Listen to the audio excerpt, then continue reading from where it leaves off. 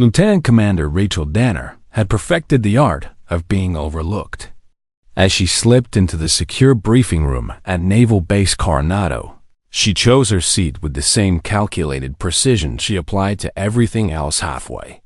Down the polished conference table, back to the wall, clear view of both exits. The kind of spot where she could observe everything while remaining practically invisible. At 34, Rachel had learned that being unremarkable was often an advantage. Her regulation bun was pulled tight enough to survive a hurricane, her uniform pressed, but not obsessively so. The only detail that might catch a trained eye was how she positioned herself and her equipment. Water bottle at 2 o'clock, notepad. Perfectly centered. Emergency protocols folder positioned for instant access. Everything arranged with the kind of muscle memory that spoke of places where sitting wrong could get you killed. The room buzzed with that particular energy you get when SEALs, Marines, and Air Force personnel all converge in the same space. Everyone trying to prove their branch did it better. Everyone certain they belonged at the head of the table. At the far end, Lieutenant Grant Huxley leaned back in his chair like he owned the building, his trident gleaming on his chest, jawline, straight out of a recruitment poster.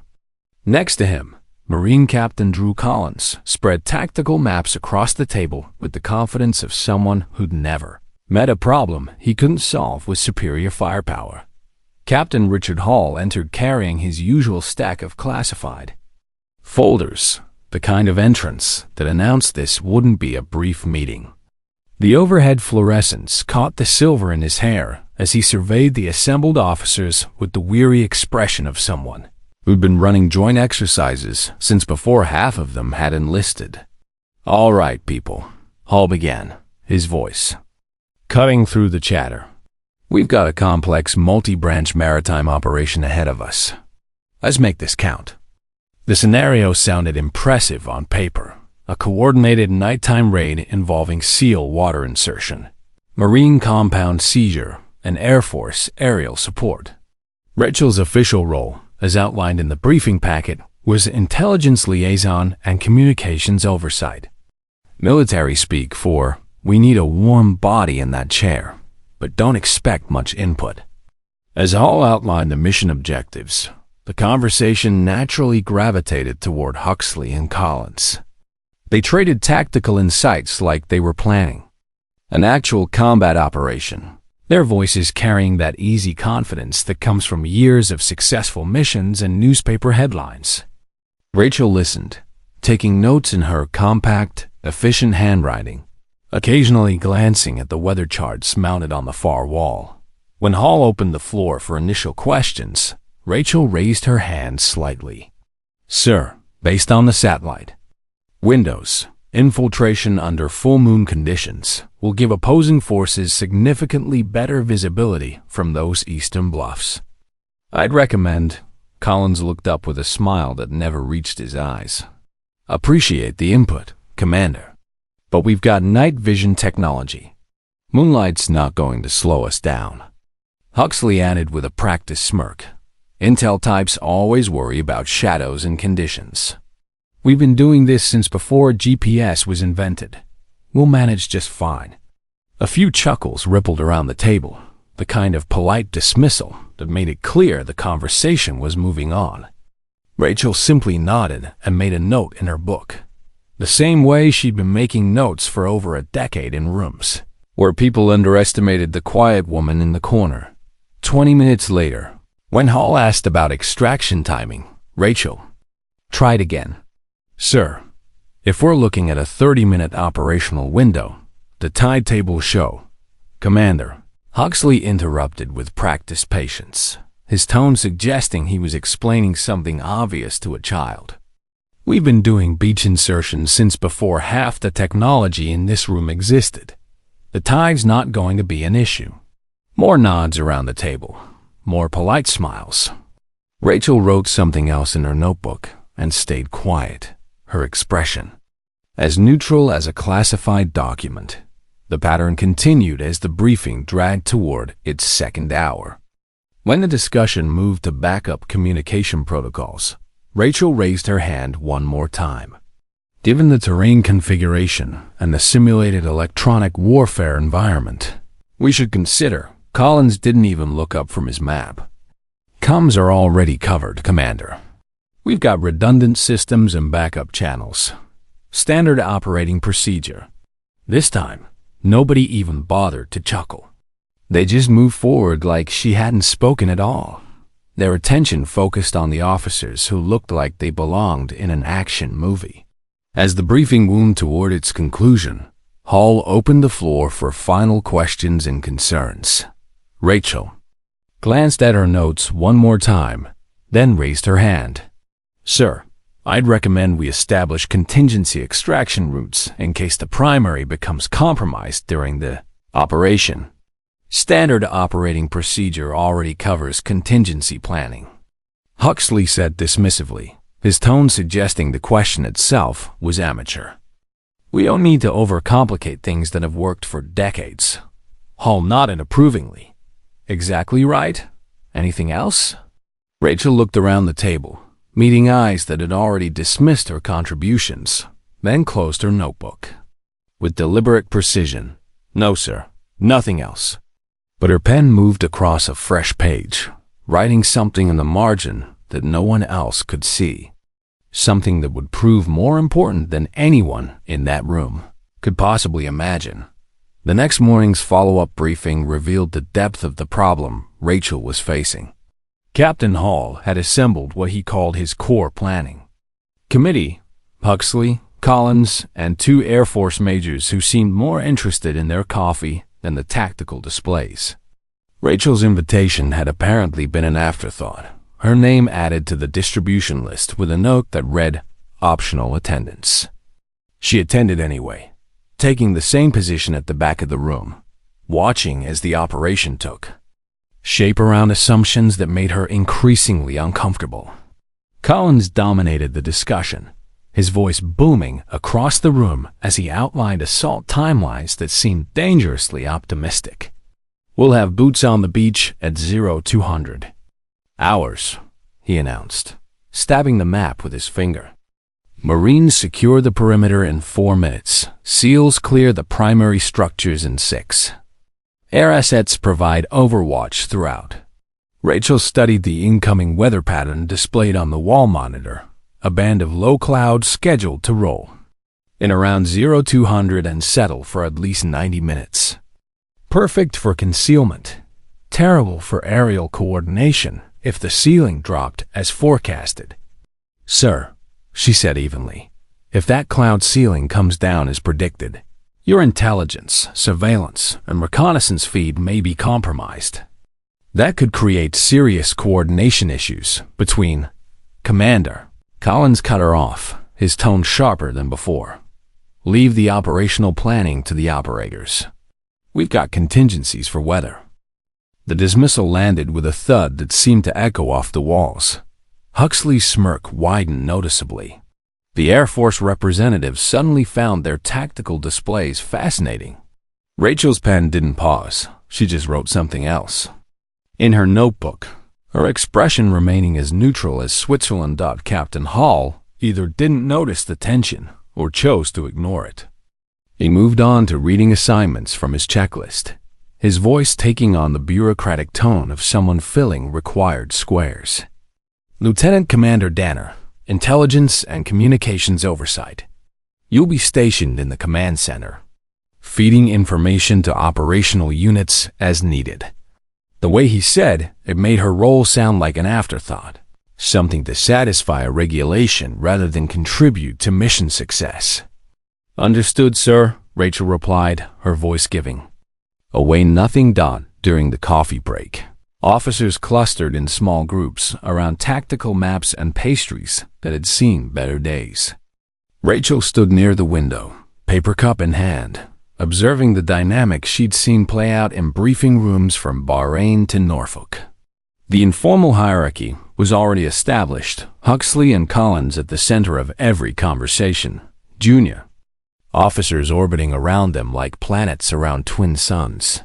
A young petty officer in desert camouflage approached her hesitantly, glancing around to make sure nobody was watching.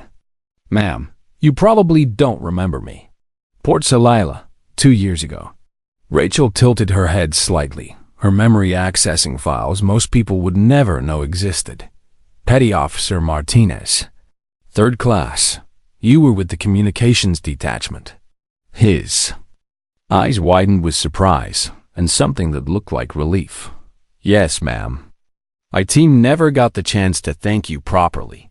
That intelligence brief you pushed through, without it, we would have walked straight into an ambush that would have killed half our unit. Just doing my job, petty officer."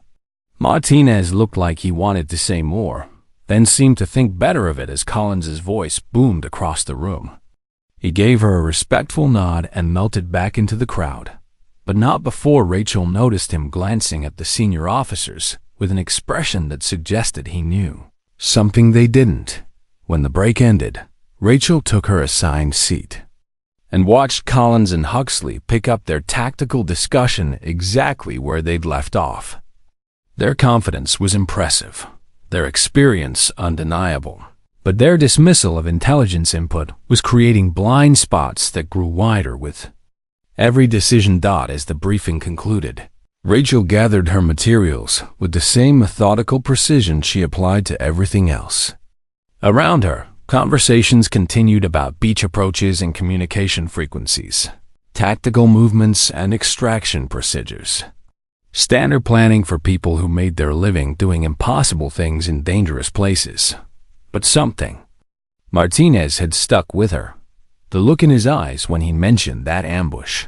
The way he'd glanced at the senior officers with what she now recognized as concern. He'd been in situations where dismissing intelligence analysis had consequences measured in casualties. He understood something that Huxley and Collins had apparently forgotten.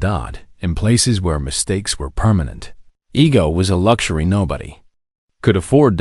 As she walked toward her assigned workspace, Rachel's mind was already analyzing patterns, identifying potential failure points, and developing contingencies for problems that hadn't occurred to anyone else yet.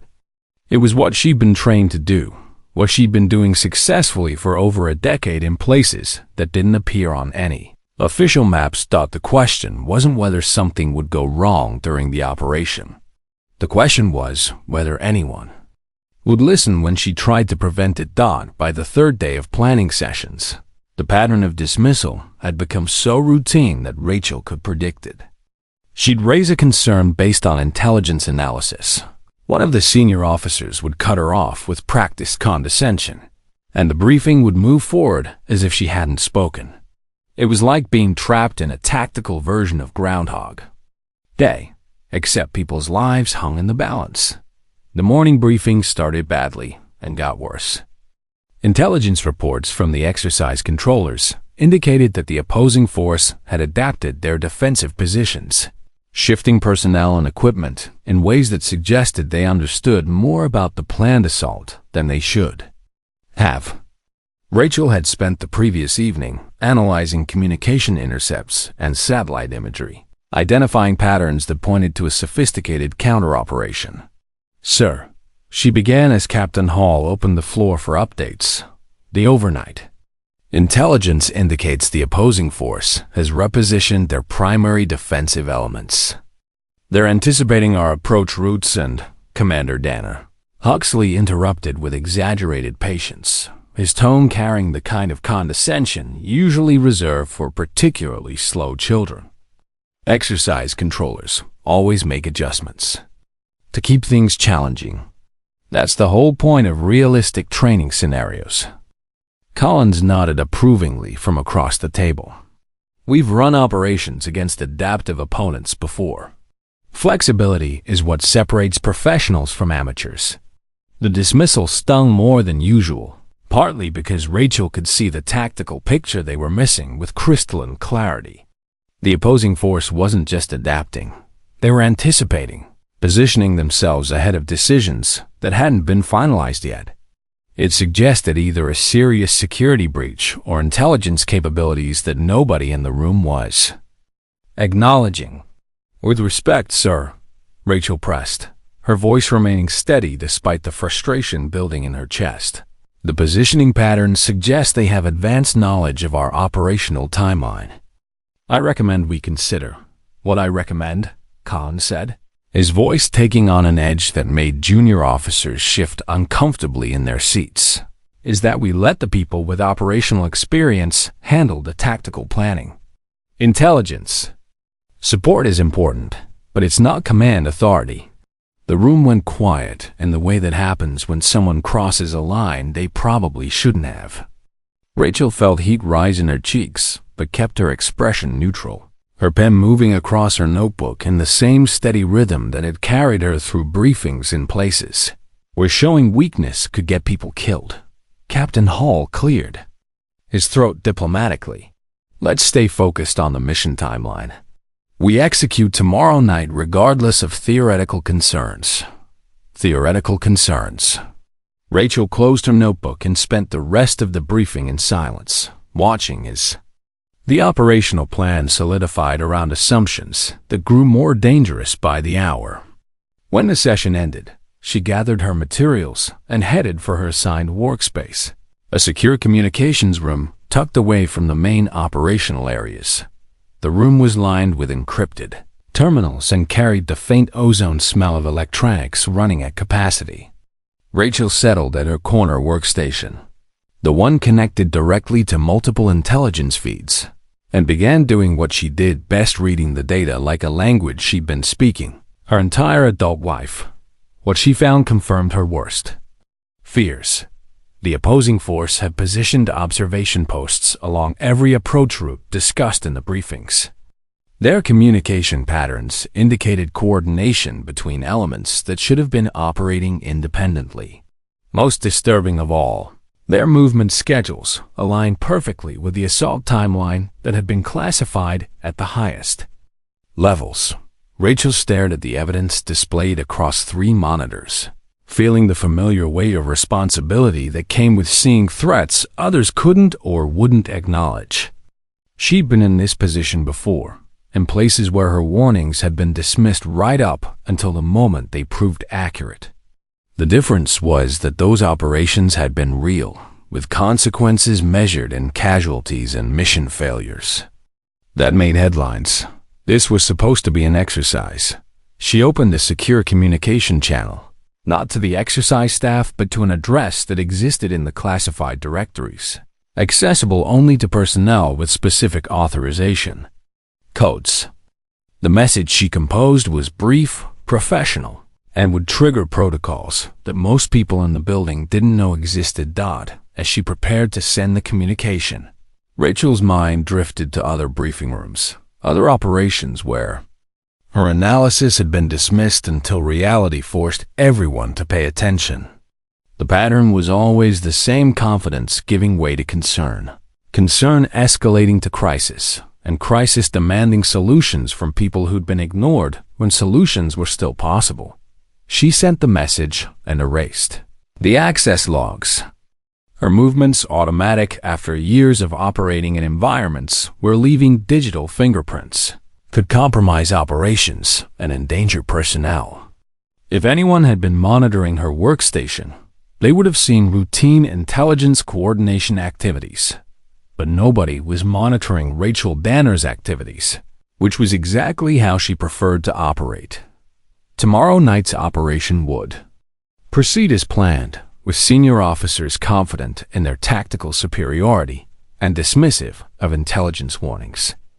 Rachel would be stationed in the command center, feeding information to units that might or might not listen to what she had to say. What they didn't know was that she'd already taken steps to ensure that when things went wrong, and they would go wrong, someone would be positioned to set them right.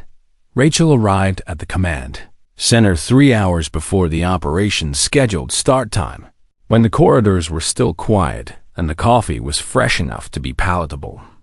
The tactical operations floor hummed with the controlled energy of pre-mission preparation. Banks of monitors displaying data feeds from sources scattered across the operational area. Her assigned workstation was positioned along the back wall, close enough to monitor communications, but far enough from the central command console to reinforce her peripheral role. She didn't mind the placement. It gave her clear sight lines to every display in the room and put her within range of communication frequencies that weren't part of the official exercise protocols. As she powered up her systems, Rachel methodically accessed intelligence feeds that painted a picture the senior officers either couldn't or wouldn't see.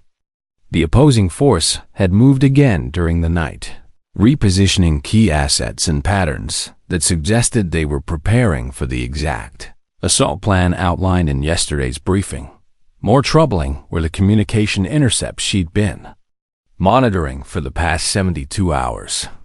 Short bursts of encrypted traffic between positions that should have been maintaining radio silence, coded references to timelines that matched the operational schedule with suspicious precision. The pattern suggested either a serious security breach or opposing force capabilities that nobody had briefed to the assault teams. Rachel opened her secure notebook and began documenting what she was seeing, cross-referencing satellite imagery with communication logs, building a comprehensive picture of what the assault teams would actually face versus what they expected to encounter. The discrepancies were significant enough to fundamentally alter the tactical approach. Assuming anyone was interested in her analysis. At 0-4 hours, the command center began filling with personnel. Captain Hall arrived with his usual stack of folders, followed by the senior staff who would monitor the operation from their positions around the central command console. Huxley and Collins appeared in full tactical gear, their confidence filling the room like a physical presence. Looking forward to watching this unfold, Collins announced to nobody in particular, his voice carrying across the room. Should be a textbook demonstration of inter-service coordination. Huxley nodded approvingly while checking his equipment one final time, assuming everyone sticks to their assigned roles and doesn't overcomplicate things. The comment was clearly directed at Rachel, who continued her system checks without acknowledgement. She'd learned years ago that responding to such provocations only escalated tensions without changing minds. Better to let performance speak louder than arguments. At 0-2 hours, the operational briefing began with Captain Hall reviewing final assignments and communication protocols. Rachel listened from her position at the intelligence workstation, noting how little attention was paid to the latest intelligence updates she'd prepared. The briefing proceeded as if the opposing force were static targets rather than adaptive opponents who'd been repositioning for 3 days. When Hall opened the floor for final questions, Rachel raised her hand. "Sir, based on overnight intelligence collection, I recommend we consider modifying our primary approach routes. The opposing force has repositioned their observation posts in a pattern that suggests..." "Commander," Huxley interrupted with barely concealed irritation, "we've been over this multiple times. The approach routes are finalized, rehearsed, and optimized for mission success. Making last-minute changes based on theoretical intelligence assessment creates more problems than it solves." Captain Hall nodded decisively. "The plan remains unchanged. All units will execute as briefed." Rachel marked something in her notebook and remained silent for the rest of the briefing. Around her, the pre-mission energy continued building as personnel took their positions and ran final equipment checks. The atmosphere was professional, confident, and completely unprepared for what the intelligence data suggested was coming. As the countdown approached 0-1 hour, Rachel accessed communication frequencies that existed outside the official exercise parameters. The encrypted traffic she monitored confirmed what her analysis had predicted. The opposing force was executing a coordinated counter-operation designed to exploit every assumption built into the assault plan.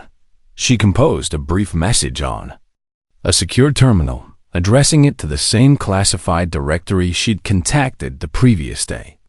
This time, The message contained specific tactical recommendations based on real-time intelligence analysis, alternatives to the planned approach routes, and timing modifications that could prevent the operation from walking into a carefully prepared trap. The message was acknowledged within minutes. The response contained only a timestamp and a coded reference that told Rachel her recommendations had been received and were being processed at levels above her clearance authorization. As the final countdown began, Rachel settled into her assigned role as intelligence liaison and communications oversight, monitoring data feeds that painted an increasingly clear picture of approaching disaster. The assault teams were moving toward positions where the opposing force was waiting with advantages the operational commanders refused to acknowledge. She opened a fresh page in her notebook and began documenting the sequence of events that was about to unfold, knowing that accurate records would be essential for the post-operation analysis that would inevitably follow. What the senior officers didn't understand was that Rachel's real job wasn't to provide intelligence support for predetermined plans. Her job was to ensure that American personnel completed their missions and came home alive, regardless of whether their commanders listened to her analysis or dismissed it as theoretical concerns. Tonight, she would discover whether 12 years of experience in places that didn't appear on official maps had prepared her for what came next. The first night of Operation Seahawk broke under a thin slice of moon. Pacific air thick with salt and the metallic taste that comes before something goes fundamentally wrong. From her position in the command center, Rachel watched the digital countdown reach each hour while monitoring intelligence feeds that painted an increasingly ominous picture. The room had dimmed to operational lighting, banks of monitors casting green and amber light across the faces of personnel who believed they were about to witness a textbook demonstration of joint military coordination. Conversations died as headsets settled into place and attention focused on the tactical displays, showing real-time positions of assault elements. Green light in 30 seconds, the operations chief announced. The first infrared signature appeared on Rachel's left monitor, the SEAL detachment moving through dark water in rigid boats, their heat signatures barely visible against the cold ocean. Moments later, Air Force drone controllers checked in with feeds that painted the target area in ghostly green outlines. From the beginning, Rachel tracked opposing force movements on her classified intelligence terminal. The red icons were positioning exactly as her analysis had predicted, moving into defensive positions that would turn the planned assault routes into carefully prepared kill zones. SEAL 1 making landfall. Huxley's voice came through the communication. Net, steady and professional. Water insertion complete, moving to primary positions. Marine 1 standing by for clearance. Collins replied from his staging area, confidence evident in his tone. For the first 10 minutes, everything appeared textbook perfect. The SEALs hit the beach cleanly, advanced toward their initial objectives without enemy contact, and called the Marines forward on schedule. The tactical display showed green icons moving along predetermined routes while the scoreboard registered successful completion of initial mission phases. Then the operational picture began deteriorating in ways that Rachel had been predicting. For 3 days, her drone feed stuttered, froze for several seconds, then resumed at significantly reduced resolution. 2 additional feeds degraded simultaneously as electronic warfare systems came online with sophistication that exceeded exercise parameters. Air 2, your signal's breaking apart, she called into the communications net. We're showing significant interference with your uplink. Copy command, came the strained reply. We're experiencing heavy jamming across multiple frequencies. Possible electronic warfare simulation, but it's more aggressive than briefed. Before the transmission ended completely, the opposing force icons on Rachel's classified display broke. From their defensive positions, sweeping toward the Marine approach route in a coordinated movement that suggested they'd been waiting for exactly this moment. Rachel keyed her microphone with growing urgency. Marine 1, recommend you hold current position and shift approach south by 500 meters. You have opposing force elements moving to intercept your current route. Collins's response was immediate and dismissive. Negative. Command. Where? Proceeding as planned. Maintain overwatch and continue intelligence updates. On the main tactical display, Rachel watched 20 opposing force drones materialize from concealed positions, sweeping low over the ridgeline directly toward the Marine column.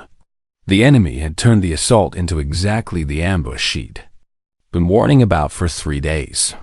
Contact. Contact. The communications net exploded with urgent radio chatter. We're taking simulated fire from multiple directions. Exercise sensors registered casualties in rapid succession. Marine helmet cameras showed red strobes flashing on chest rigs dead in the simulation. The scoreboard that had been climbing toward mission success suddenly hemorrhaged points as casualty reports flooded in. But the ambush was even more comprehensive than a simple drone attack. The opposing force had coordinated a 3-point envelopment, hitting the Marines from positions that shouldn't have been occupied according to the intelligence briefings. As the assault team tried to extract from the kill zone, additional casualties mounted with mechanical precision. SEAL 2 is down. SEAL 2 is down, came the call over the net. Within 90 seconds, the exercise had lost 8 personnel, 6 Marines, and 2 SEALs. The kind of casualty rate that would have dominated news cycles if the operation had been real rather than simulated. Jesus Christ. Someone muttered in the command center. The room went quiet except for the steady electronic beeping of updated casualty reports. Captain Hall leaned forward, jaw clenched, watching his perfect joint operation disintegrate in real time. The scoreboard in the corner showed both Marine and SEAL effectiveness plummeting into failure ranges. Rachel didn't say anything. She just watched the tactical situation she'd predicted 3 days ago unfold with the terrible precision of a carefully planned disaster. Her expression remained as unreadable as the classified documents she'd been studying all week. Around her, shoulders tensed and worried glances were exchanged as what had been presented as a seamless joint operation revealed itself to be something else entirely, a demonstration of what happened when operational confidence collided with intelligence analysis that had been ignored from the beginning. The opposing force hadn't just gotten lucky. They'd been 3 moves ahead since the initial planning session. The door to the command center opened without ceremony, no knock, no announcement, just the measured entry of someone who belonged wherever he decided to be. Rear Admiral Jonathan Reeves stepped inside with the kind of quiet authority that made people straighten their posture without thinking about it. Rachel had seen the Admiral twice before, both times in classified briefings that officially never happened. Tall, broad-shouldered, wearing service dress blue without unnecessary decorations, he carried himself with the understated confidence of someone who'd spent decades making decisions that shaped international headlines without his name ever appearing in them. The 2 junior officers flanking him didn't follow him inside.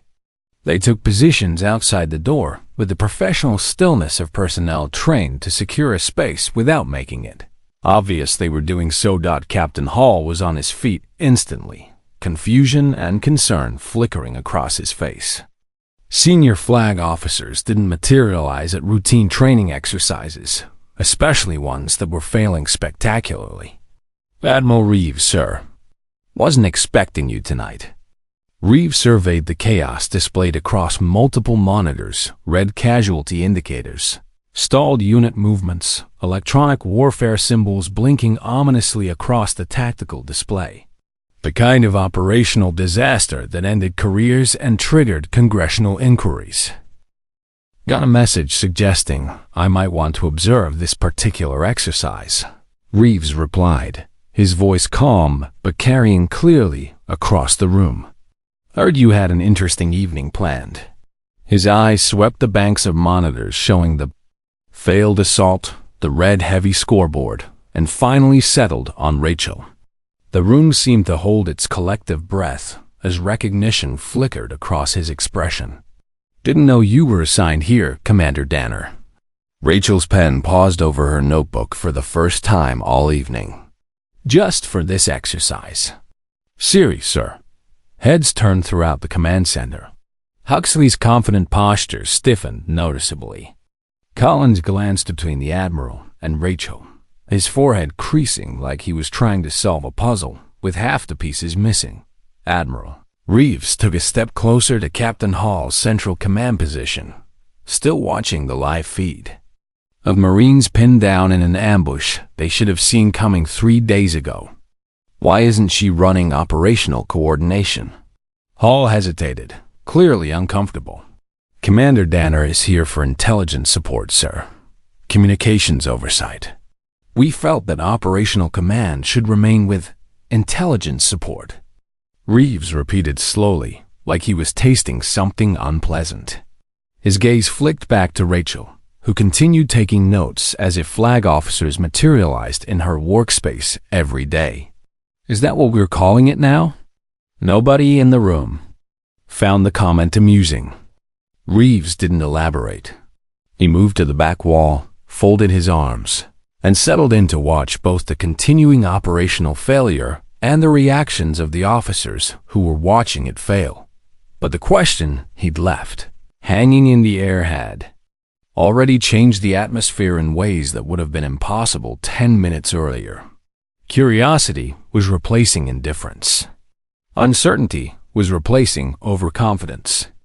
And more than a few officers were beginning to wonder what they didn't know about the quiet woman in the corner, who took notes while operations collapsed around her. Reeves stood quietly for several minutes, observing the tactical disaster unfold. Across the monitors, the Marine advance remained stalled in the kill zone. SEAL elements were pinned down 2 buildings short of their objectives. Enemy drones circled overhead like mechanical vultures, while the scoreboard continued bleeding points.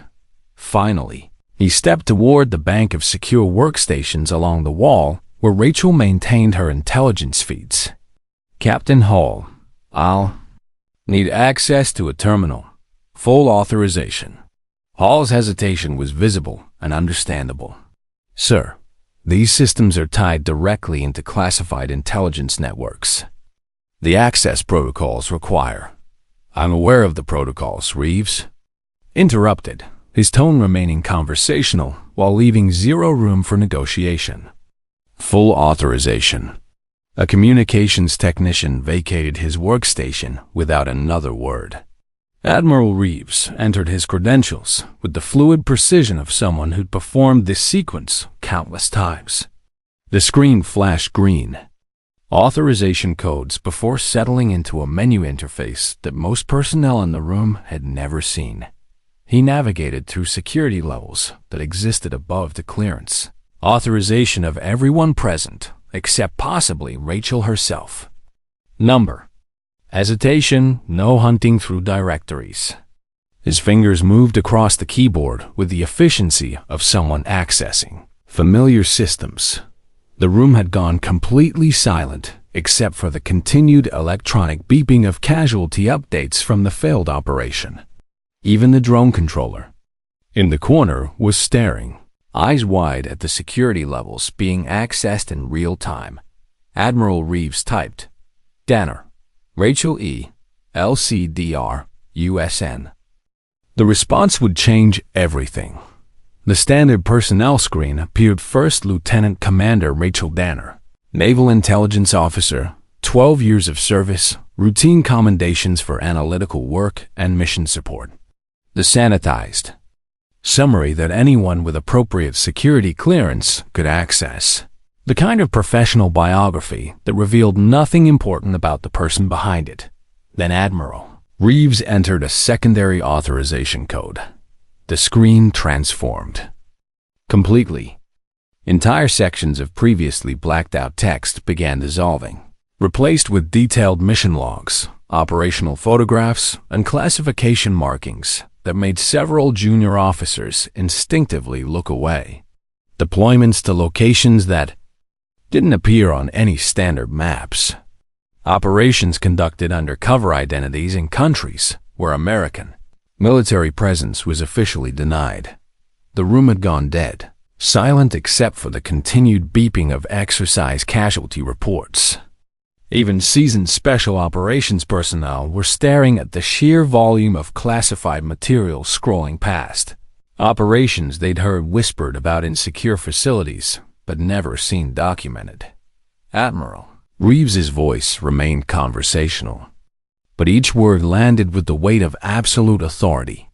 3 years embedded with Joint Special Operations Task Forces in denied territories. Lead intelligence coordinator on missions you've read about in newspapers without knowing her name was attached to them. He scrolled to specific mission entries, pointing at classifications that made captain-level officers shift uncomfortably in their seats. 0 friendly casualties under her operational oversight. Not one American service member lost during intelligence operations she coordinated. The tactical displays continued showing the exercise failure, but nobody was watching the monitors anymore. All attention had focused on the classified record being displayed with methodical precision. Operation Desert Gate, Somalia. 48. Our direct action mission in hostile territory with no air support available. She identified a secondary extraction route that saved an entire SEAL platoon when the primary landing zone was compromised by enemy forces. Another entry appeared on screen. Operation Glass Mountain, Syria. Multinational Task Force 3 agencies complete intelligence blackout from local assets. She reconstructed enemy positions using nothing but communication intercepts and tactical analysis, saving the entire mission when indigenous support networks were eliminated. Reeves scrolled to another classified entry, tapping the screen with his finger. Operation Harbor Gate, directly analogous to the scenario you're running tonight. She identified 3 potential ambush points in terrain none of the ground commanders had conducted reconnaissance on, rerouted the assault elements, and prevented casualties that would have killed 24 American personnel.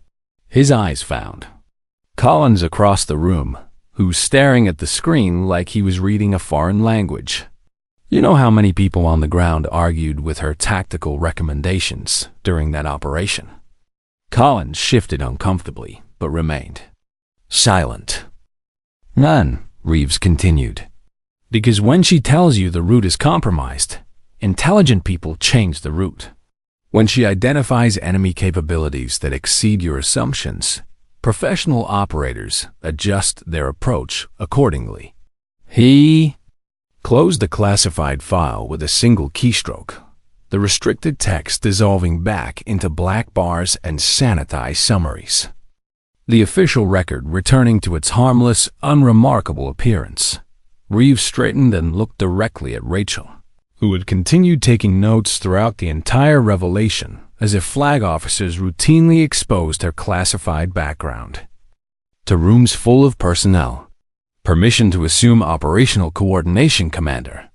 Rachel set her pen down with the same deliberate precision she applied to everything else, her expression revealing nothing about what she was thinking or feeling. Around her, the atmosphere had shifted so completely that the same officers who'd been dismissing her analysis for 3 days were now watching her every movement. Permission granted, sir. The balance of power in the room had just shifted with the quiet efficiency of a perfectly executed tactical maneuver. But the real demonstration was about to begin. Rachel rose from her intelligence workstation with the unhurried movement of someone who had never doubted what came next. She crossed to the central command console as the operations chief vacated his position without being asked, the chair still warm from his oversight of an operation that was failing in real time. The tactical displays showed a disaster in progress. Marine elements pinned in a kill zone. SEAL teams boxed in by overlapping enemy positions. Air assets circling uselessly overhead as their technological advantages evaporated under electronic warfare they hadn't been prepared for. The scoreboard glowed red with casualty reports that would have dominated headlines if the operation had been real. Rachel settled command, headset over her ears, and surveyed the tactical picture with eyes that had been reading similar displays. In places where mistakes were measured in body bags rather than exercise points. Her voice, when it came over the communications net, carried an authority that had nothing to do with rank and everything to do with competence proven under conditions most of the personnel in the room couldn't imagine. Marine 1, disengage. Current approach immediately. Pivot 35 degrees south and advance along grid reference 4 alpha. You have 30 seconds before you lose your mobility window. Collins's response came back tight but compliant for the first time all week. Copy command. Disengaging and moving to new approach route. Rachel switched communication frequencies without waiting for confirmation, her fingers moving across controls with the precision of someone who coordinated similar operations when failure meant something more permanent than embarrassment. SEAL 1. Hold current position for 30 seconds, then advance on my mark to grid 7 Charlie. You'll link up with Marine 1 at the compound junction. Air 2. Redirect your drone assets east immediately. Simulate a breach 2 clicks from actual position to draw enemy attention off the primary assault route. Her instructions flowed across multiple frequencies with the efficiency of a conductor directing an orchestra, each element receiving precise guidance based on intelligence. Analysis that had been dismissed for 3 days, but was now proving accurate with mechanical precision. Air 1. Drop to 500 feet and run thermal scanning along the new marine approach route. Flag any heat signatures ahead of their movement. SEAL 2. Delay your breach until Marine 1 reaches the compound perimeter. Then execute simultaneous entry from both flanks. They won't know where to focus their defensive response. The tactical picture transformed as her coordination took effect. Units that had been scattered and pinned down suddenly moved with purpose and precision, each element adjusting course based on intelligence that painted the complete operational picture rather than fragments. Contact eliminated, came the report. From Air 3, ridgeline observation post neutralized. SEAL 2 breaching now, followed immediately by primary structure secured. No additional casualties. Rachel wasn't finished. She'd seen the complete enemy pattern now, and every move flowed from years of reading opposing force tactics in places where second chances didn't exist. Marine 3, you have a flanking element moving on your 6. 2 technical vehicles approximately 4 minutes from your position. Recommend you establish overwatch on the access road at grid 8 Delta. Copy command. Establishing overwatch. Air 4, immediate reconnaissance on compound exterior. There's a secondary structure that wasn't in the initial intelligence briefing. Appears to be hardened construction, possible command facility. Roger. Repositioning for visual confirmation. Within seconds. Confirmed. Command. Secondary structure shows multiple communication antennas and heavy activity. Definitely a command post. Marine 1. New primary objective identified. Shift your assault to the secondary structure. That's where they're coordinating this entire defensive operation. SEAL 1. Maintain pressure on the original objective as diversion. The radio chatter shifted from crisis management to professional acknowledgments as units executed movements that had been invisible to everyone else in the room just minutes before.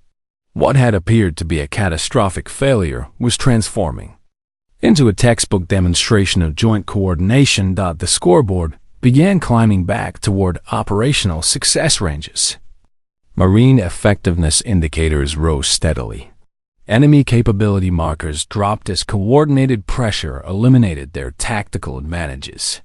Radio communications shifted from panic to crisp professional reports. 10 minutes after Rachel assumed command authority, the entire operation had reversed course completely. Marines swept into the compound ahead of schedule.